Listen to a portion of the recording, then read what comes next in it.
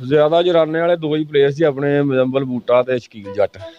ਇਹ ਆਪਣੇ ਲੰਗੋਟੀਏ ਭਰਾ ਸੀ, ਯਾਰ ਸੀ, ਜਿਗਰ ਸੀ ਆਪਣੇ। ਤੇ ਇਹਨਾਂ ਨਾਲ ਬਹੁਤ ਵੱਡੀ ਜ਼ਿਆਦਤੀ ਹੈ ਬਾਈ।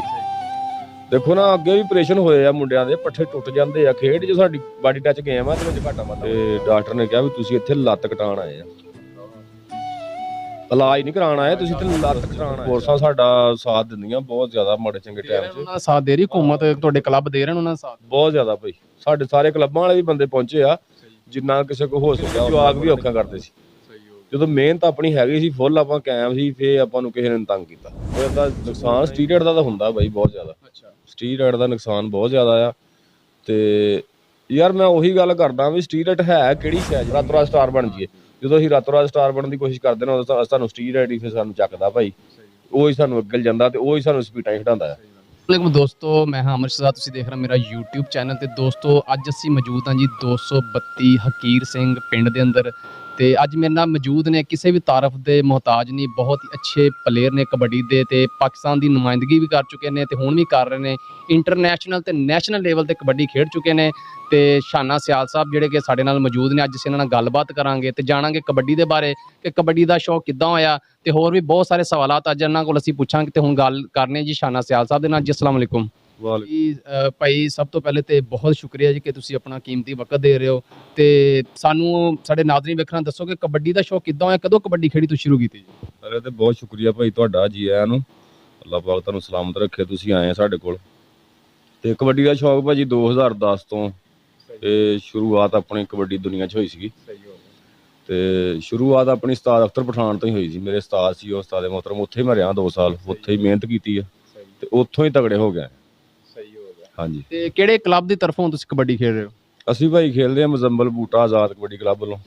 ਮੇਰੇ ਜਿੰਨੇ ਵੀ ਸ਼ਾਗਿਰਦ ਆ ਤੇ ਛੋਟਾ ਭਾਈ ਵੀ ਆ, ਸਾਰੇ ਅਸੀਂ ਮੁਜ਼ੰਮਲ ਬੂਟਾ ਆਜ਼ਾਦ ਕਬੱਡੀ ਕਲੱਬ ਵੱਲੋਂ ਖੇਡਦੇ ਆ। ਸ਼ੁਰੂ ਤੋਂ ਉਧਰੋਂ ਖੇਡ ਰਹੇ ਕਿ ਪਹਿਲੇ ਹੋਰ ਕਲੱਬ ਜੁਆਇਨ? ਸ਼ੁਰੂ ਤੋਂ ਹੀ ਅਸੀਂ ਆਪਣਾ ਕਲੱਬ, ਅਸੀਂ ਆਪ ਹੀ ਇਹ ਕਲੱਬ ਬਣਾਇਆ ਸੀਗਾ। ਅਸੀਂ ਹੀ ਨਾਂ ਰੱਖਣ ਵਾਲੇ ਇਸ ਕਲੱਬ ਦੇ। ਮੁਜ਼ੰਮਲ ਬੂਟਾ? ਹਾਂ ਨਹੀਂ, ਮਤਲਬ ਪਹਿਲੇ ਮੁਜ਼ੰਮਲ ਬੂਟਾ ਦਾ ਏਜੰਸੀ ਕਰੇ, ਜਦੋਂ ਫੌਤ ਹੋਇਆ ਉਸ ਤੋਂ ਬਾਅਦ ਨਾਂ ਜੋੜਿਆ ਨਾ। ਪਹਿਲੇ ਆਜ਼ਾਦ ਕਬੱਡੀ ਕਲੱਬ ਸੀ ਨਾ।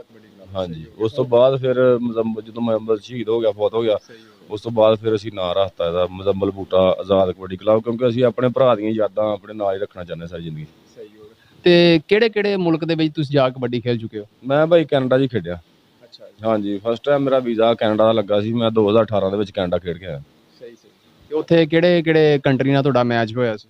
ਉੱਧਰ ਬਾਈ ਸਾਰੀਆਂ ਕੰਟਰੀਆਂ ਦੇ ਪਲੇਅਰ ਆਏ ਹੁੰਦੇ ਆ, ਜਿੱਦਾਂ ਲਾ ਲਓ ਵੀ ਇੰਗਲੈਂਡ ਦੇ ਵੀ ਹੁੰਦੇ ਆ, ਕੈਨੇਡਾ ਦੇ, ਇੰਡੀਆ ਦੇ, ਪਾਕਿਸਤਾਨ ਦੇ, ਸਾਰੇ ਮਿਕਸ ਹੀ ਹੁੰਦੇ ਆ। ਜਿੱਦਾਂ ਉਹ ਲੀਗ ਵਗੈਰਾ ਹੁੰਦੀ ਹੈ ਨਾ, ਵੀ ਰਲ ਮਿਲ ਕੇ ਸਾਰੇ ਪਲੇਅਰ ਖੇਡਦੇ ਆ।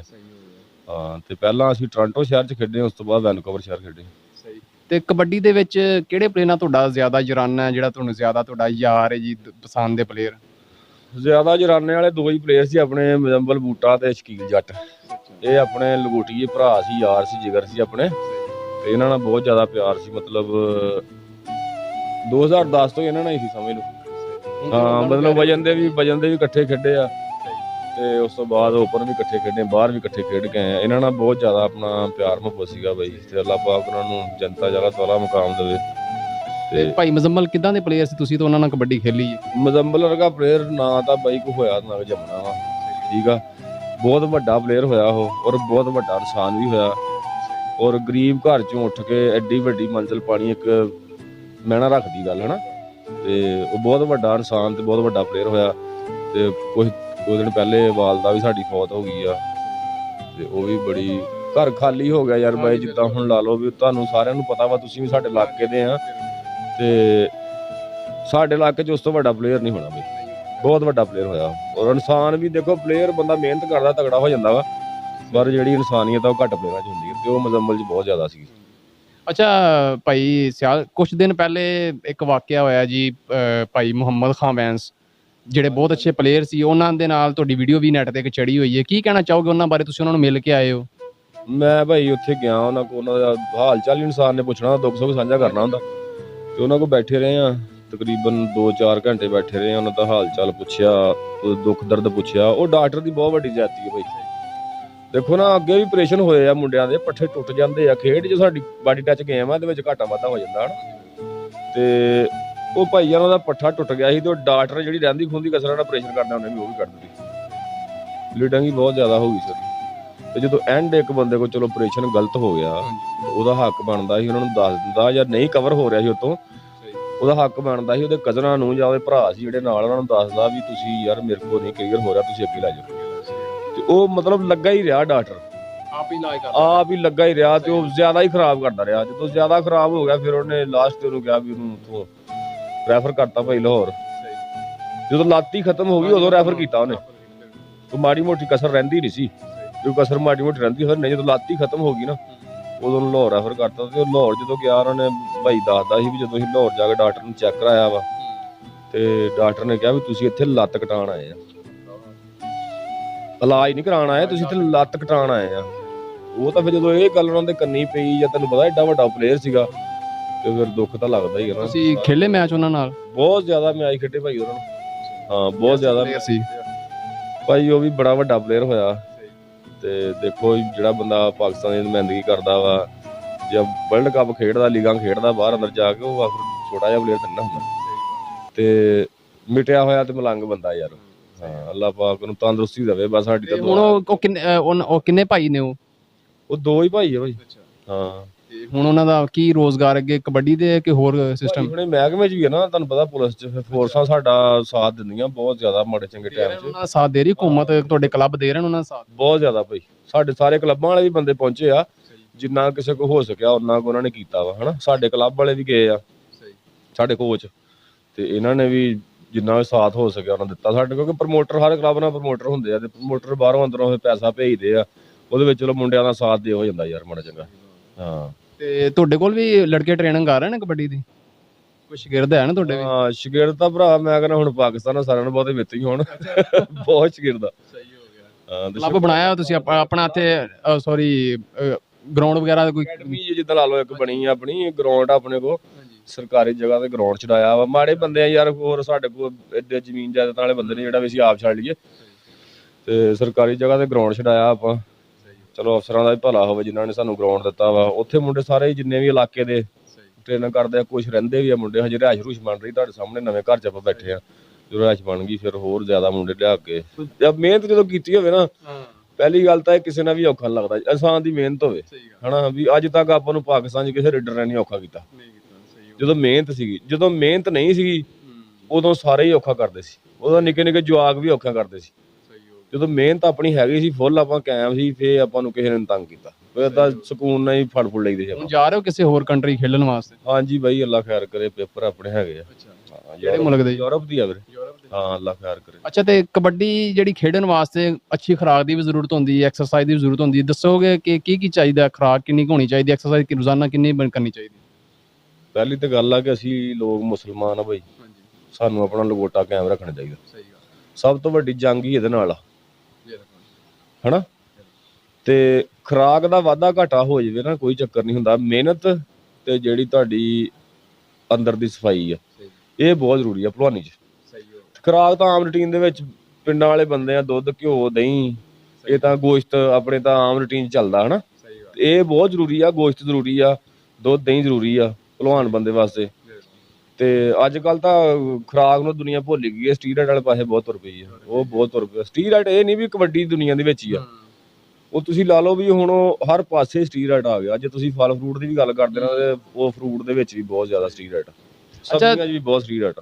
ਸੁਣਨ 'ਚ ਹੈ ਕਿ ਜਦੋਂ ਪਲੇਅਰ ਕੋਈ ਵੀ ਕਬੱਡੀ ਖੇਡਦਾ ਜੀ, ਉਹਨੂੰ ਟੀਕੇ ਲਾਉਣ ਦਾ, ਤਾਕਤ ਦੇ ਜਾਂ ਕੋਈ ਐਸੀਆਂ ਮੈਡੀਸਨਾਂ ਯੂਜ਼ ਕਰਦਾ ਹੈ, ਗੱਲ ਹਕੀਕਤ ਹੈ? ਬਾਈ ਹਕੀਕਤਾਂ ਤੇ ਗੱਲਾਂ ਨਿਕਲਦੀਆਂ, ਅਸੀਂ ਵੀ ਪਲੇਅਰ ਆ। ਕਹਿੰਦਾ ਨੁਕਸਾਨ ਨਹੀਂ ਹੈ ਕੋਈ? ਨੁਕਸਾਨ ਸਟੀਰਾਇਡ ਦਾ ਤਾਂ ਹੁੰਦਾ ਬਾਈ ਬਹੁਤ ਜ਼ਿਆਦਾ। ਸਟੀਰਾਇਡ ਦਾ ਨੁਕਸਾਨ ਬਹੁਤ ਜ਼ਿਆਦਾ ਆ। ਤੇ ਯਾਰ ਮੈਂ ਉਹੀ ਗੱਲ ਕਰਦਾ ਵੀ ਸਟੀਰਾਇਡ ਹੈ ਕਿਹੜੀ ਸ਼ੈ 'ਚ ਨਹੀਂ, ਮੈਨੂੰ ਦੱਸੋ।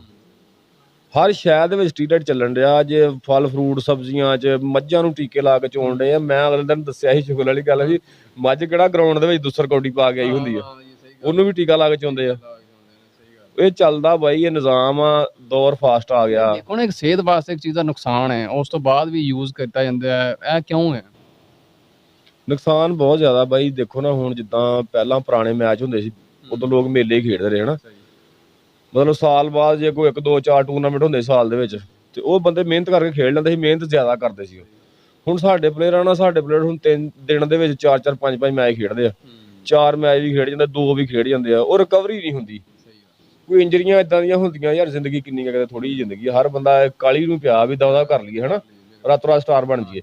ਜਦੋਂ ਅਸੀਂ ਰਾਤੋਂ ਰਾਤ ਸਟਾਰ ਬਣਨ ਦੀ ਕੋਸ਼ਿਸ਼ ਕਰਦੇ ਨਾ, ਉਦੋਂ ਸਾਨੂੰ ਸਟੀਰਾਇਡ ਹੀ ਫਿਰ ਸਾਨੂੰ ਚੱਕਦਾ ਭਾਈ, ਉਹ ਹੀ ਸਾਨੂੰ ਅੱਗੇ ਜਾਂਦਾ ਤੇ ਉਹ ਹੀ ਸਾਨੂੰ ਸਪੀਡਾਂ ਖਿਡਾਉਂਦਾ ਆ। ਅੱਛਾ, ਲਾਲਾ ਸਗੀਰ ਦੇ ਬਾਰੇ ਨਿਊਜ਼ ਚੱਲ ਰਹੀ ਸੀ, ਉਹ ਵੀ ਬਹੁਤ ਅੱਛੇ ਪਲੇਅਰ ਸੀ ਕਬੱਡੀ ਦੇ, ਉਹਨਾਂ ਨੂੰ ਕੀ ਮਾਮਲਾਤ ਬਣੇ ਜੀ?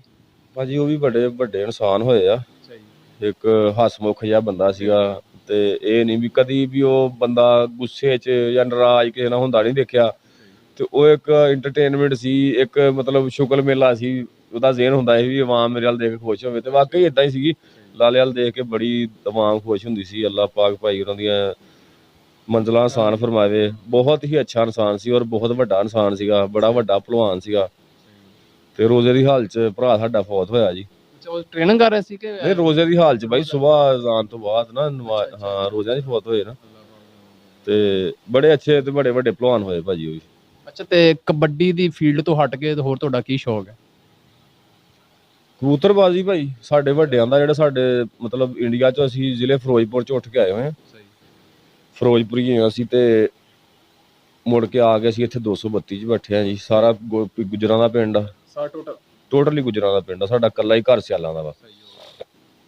ਤੇ ਕਬੂਤਰਬਾਜ਼ੀ ਸਾਨੂੰ ਵਿਰਸੇ 'ਚ ਹੀ ਮਿਲੀ ਹੋਈ, ਲਾ ਲਓ ਵੀ ਪਿੱਛੋਂ ਹਿੰਦੁਸਤਾਨ ਨੂੰ ਦਾਦਾ ਜੀ ਹੁਣੇ ਕਰਦੇ ਸੀਗੇ, ਤੇ ਉਹਨਾਂ ਨੇ। ਔਰ ਦੇਖੋ ਨਾ, ਕੋਈ ਵੀ ਸ਼ੌਕ ਹੁੰਦਾ ਨਾ, ਉਹਨੂੰ ਸ਼ੌਕ ਦੀ ਹੱਦ ਤੱਕ ਹੀ ਰੱਖਣਾ ਚਾਹੀਦਾ ਵਾ।